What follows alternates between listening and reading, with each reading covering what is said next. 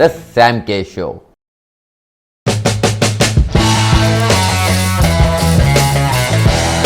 PM, आपने बात करी भी पीएम के बारे में।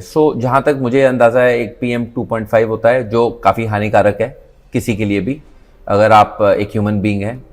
मैं तो सुन रहा हूँ एनिमल्स के लिए भी उतना ही वो हानिकारक है, चाहे वो डॉग्स हैं, पेट्स हैं। सेकेंडली एक पीएम 10 होता है। कोई और भी पीएम होते हैं जो हमें नहीं पता है? प्राइम मिनिस्टर साहब होते हैं। बहुत बड़ी हस्ती है। चलिए। PM particulate matter. Yes, particulate matter. तो जो आपने भी देखो, साइंस सबने पढ़ी होती है, हमें याद होता है कि जो एयर है उसमें 78-79% नाइट्रोजन होती है, 20% अदर ऑक्सीजन होती है, छोटे मोटे और होते हैं।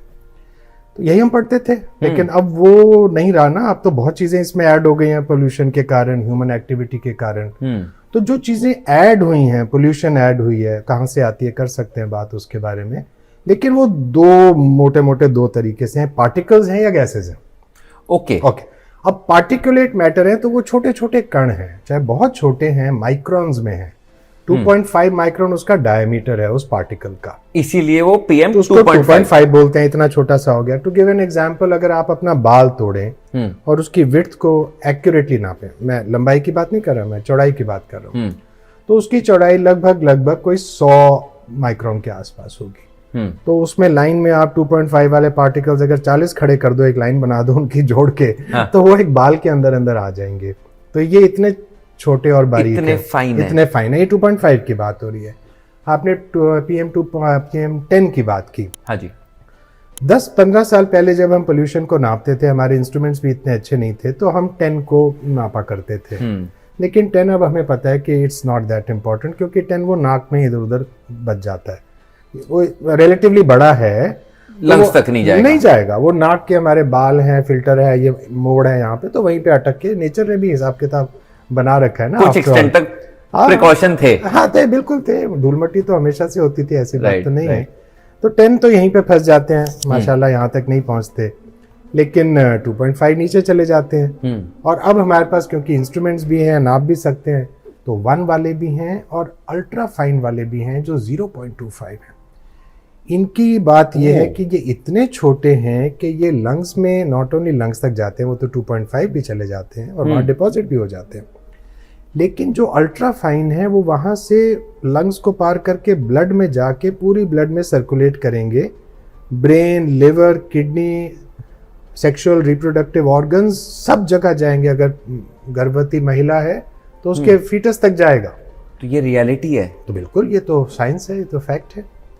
पर जो हम आमतौर पे आजकल नाप रहे हैं, जो एक सरोगेट मार्कर है, मोटा बात करता है, वो दैट इज 2.5। पर अल्ट्रा फाइन पार्टिकल्स के ऊपर बहुत इंटरेस्ट है आजकल लोगों को। ये मैं कह रहा था, ये रियलिटी है कि मतलब जैसे कि हम देखते हैं, अगर कोविड आया था तो उसके बाद ओमिक्रॉन एक वर्जन आया, फिर एक और वर्जन आया।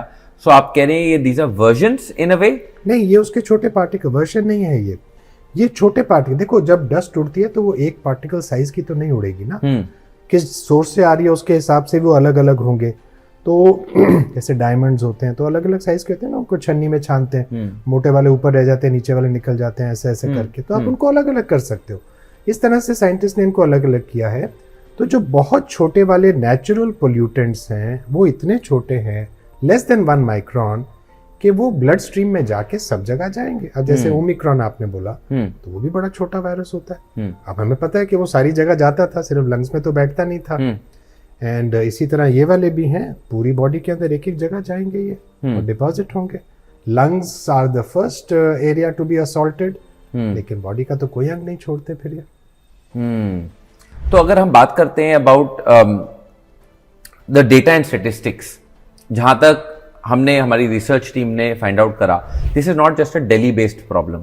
मगर अगर हम 1 मिनट के लिए नेशनल कैपिटल पे फोकस करते हैं तो जो समझ आता है वो ये है कि 10 साल आपकी उम्र लगभग घट रही है अगर आप दिल्ली में जीते हैं। सो अगर एवरेज एक्सपेक्टेंसी आज इंडिया की बोली जाती है 70.16 ईयर्स है, ये लास्ट जब स्टडी हुई थी।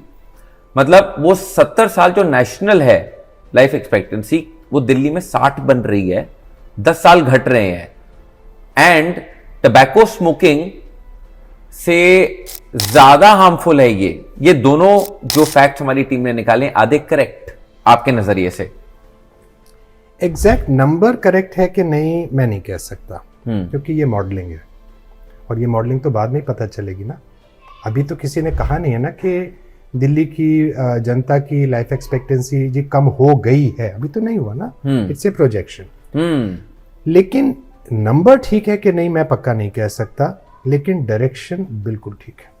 इट कुड बी आर्ग्यूड कि वो 12 भी हो सकता है, इट कुड बी आर्ग्यूड कि वो 6 भी हो सकता है। रियली? एब्सोल्युटली, क्योंकि ये हम क्लिनिशियंस देख रहे हैं। Let me give you some examples के जो हम देख रहे हैं अपने आप सामने।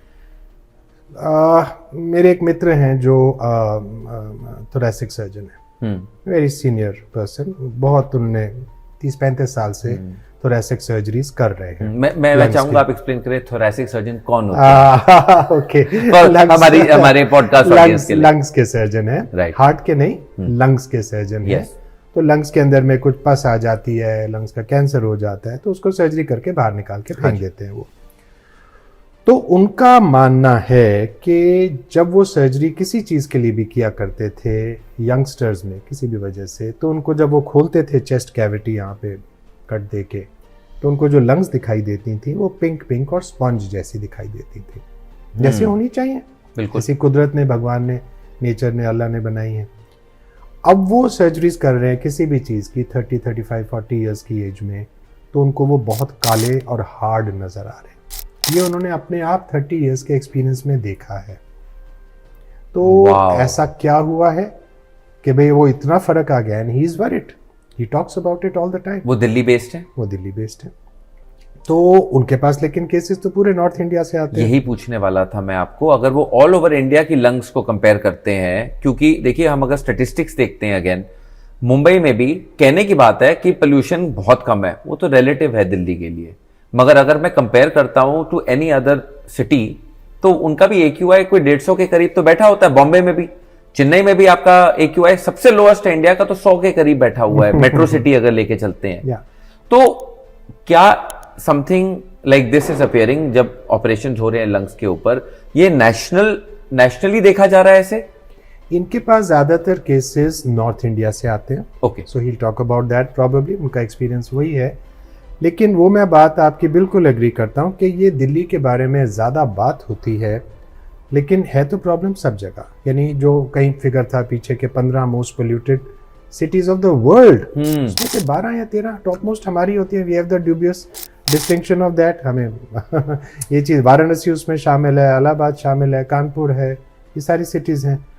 दूसरा, हम 150 को बहुत अच्छा मान रहे हैं। बैंकॉक में जब AQI 150 होती है वो शट डाउन हो जाता है वहाँ पे। यस। पेरिस में मैंने कहीं रिसेंटली पढ़ा था, पेरिस में 50 AQI होती है तो ऑटोमेटिकली, जैसे हमारा ग्रैप शुरू हो जाता है ना, यस, तो उनका पेरिस में होता है 50 के ऊपर ठक उनका शुरू हो जाता है। बहुत अच्छी चीज करते हैं, सारा पब्लिक ट्रांसपोर्ट फ्री एंड कारें बंद। पब्लिक ट्रांसपोर्ट फ्री कर दिया और वो सब ठीक हुआ। उसके बाद फिर वो कहते हैं चलो जी टिकट के पैसे। Phenomenal. So the point also being, of course, this is one way of saying that these things can be attacked or done, but point also being कि वो 50 में डरते हैं, हम 50 में कहते हैं बल्ले बल्ले। हमारे लिए तो all over India I think 50 is a good number जब AQI मिलता है। Very good number. मैं आपको ये टच करना चाहूंगा, ग्लोबली मैंने रिसर्च करवाई थी तो हमने नोटिस करा एनुअली ग्लोबली 40,000 डेथ्स होती हैं due to air pollution in Tokyo, जो मेरे को बहुत सरप्राइज करा। दिल्ली में 54,000 होती हैं। अब ये नंबर्स थोड़े से डुबियस है कि सिर्फ 14,000 और, मगर शंघाई में भी 40,000 के करीब डेथ्स होती हैं, साओ पालो मेक्सिको सिटी में 15,500 के करीब, और लंदन अप्रोक्सीमेटली 8,500। ये प्रॉब्लम जो है ये तो ग्लोबल है, नंबर 1, ये तो हमें एक्सेप्ट करना ही पड़ेगा। मगर क्यों ऐसा कि with in India this is more prevalent, यहां पर और जो अब ये केसेस हैं स्पाइरल और ज्यादा कर रहे हैं, इसकी सोर्सेस क्या है? आप एज अ डॉक्टर, बिकॉज आपके पास भी पेशेंट आते होंगे काफी हु आर सफरिंग विद, मतलब नॉर्मल कॉफ कोल्ड तो आई थिंक आज की डेट में सबको ही लगा रहता है यहां पर।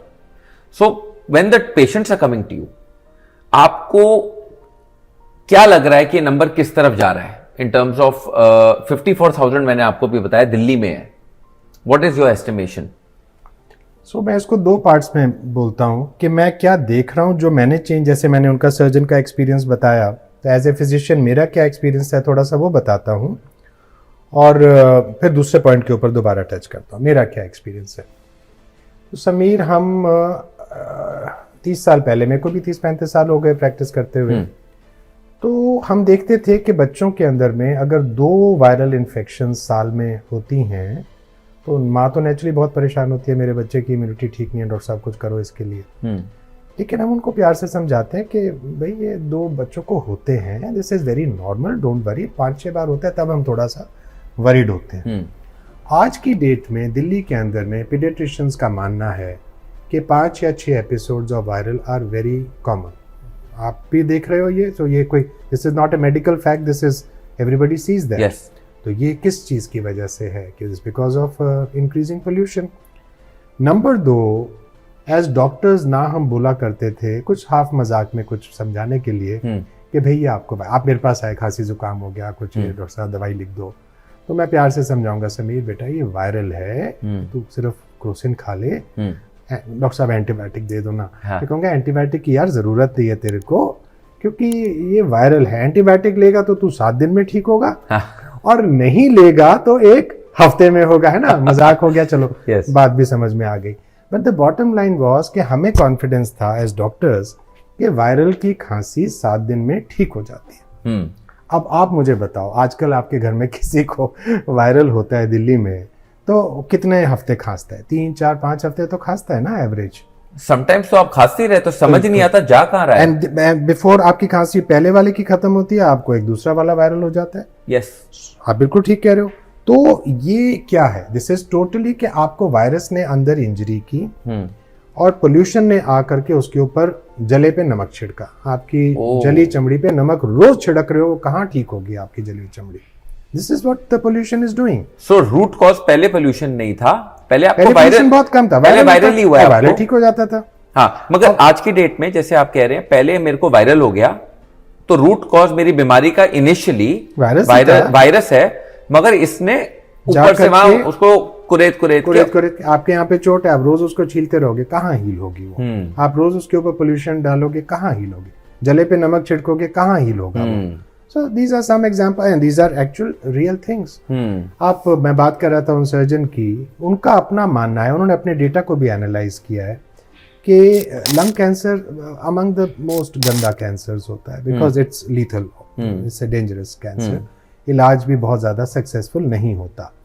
एंड हम जब पढ़ते थे मेडिसिन, 1980 में मैंने पढ़ना शुरू किया था, 81 में, तो क्लियर अंडरस्टैंडिंग थी लंग कैंसर भाई स्मोकर्स को होता है. Yes. 90 to 95% उसके पीछे स्मोकर होता है. तो अगर हमें कोई इक्का दुक्का केस दिखता था जो हम पूछते थे भाई आप स्मोक करते हो, कहते हैं नहीं, हम हैरान हो जाते थे, सबको बुला लेते थे, यार देखो इसको लंग कैंसर बेचारे को कैसे हो गया, स्मोक भी नहीं करता था ये. It could happen but it was very rare. Right. अब इनका डेटा अब कह रहा है कि अब उनका 50-50 है. Among all the lung cancers that he operates, उसमें से आधे स्मोकर हैं, आधे नहीं है. Number 1. Number 2, 90% main and 10% women हुआ करते थे, अब 60-40 हो गया. बिकॉज विमेन उतनी एक्सपोज्ड है, यानी अब हम पहले, अब हवा तो सारे बराबर ही ले रहे हैं ना. आप छोटे बच्चे हो, कुछ बड़े हो, कुछ हो, आपका कुछ भी औहदा है, आप कितने बड़े घर में रहते हो, आप